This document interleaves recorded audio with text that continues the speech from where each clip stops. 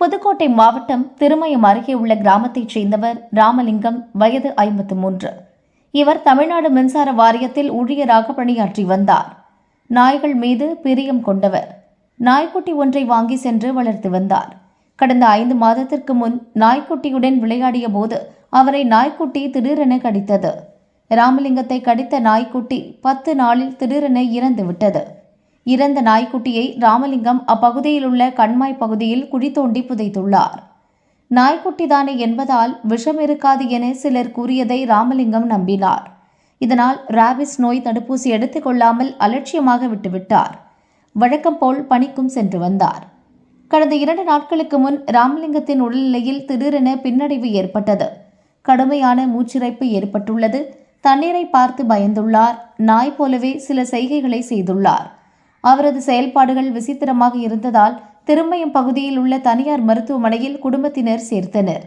பரிசோதனையில் அவருக்கு ராபிஸ் தொற்று பாதிப்பு இருப்பது தெரியவந்தது.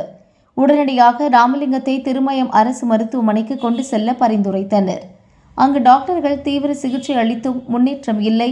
உடல்நிலை மோசமானது. பிறகு மேல் சிகிச்சைக்காக திருச்சி அரசு மருத்துவக் கல்லூரி மருத்துவமனைக்கு கொண்டு சென்றனர். அங்கு ராமலிங்கம் இன்று இறந்தார். வீட்டில் வளர்த்த நாய்க்குட்டி கடித்து மின்சார ஊழியர் இறந்த சம்பவம் புதுக்கோட்டை மக்கள் மத்தியில் பெரும் பரபரப்பாக பேசப்படுகிறது.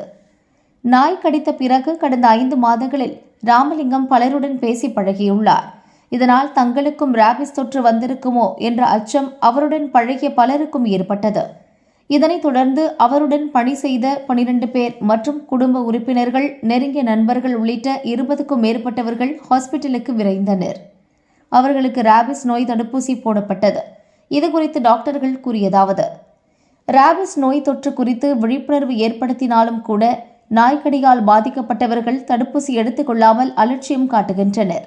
அப்படி இருப்பது ஆபத்தானது.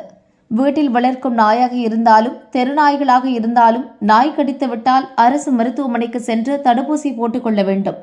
டாக்டர் அறிவுரைகளை பின்பற்ற வேண்டும்.